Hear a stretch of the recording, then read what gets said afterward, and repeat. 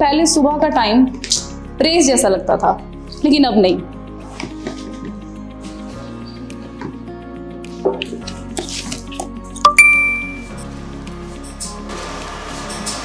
बस ये नोटिफिकेशन आते ही सब इजी हो जाता है।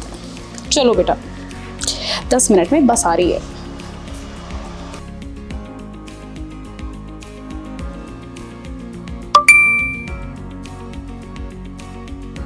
जैसे ही रुद्र बस में बैठता है, हमें मिलती है लाइव अपडेट।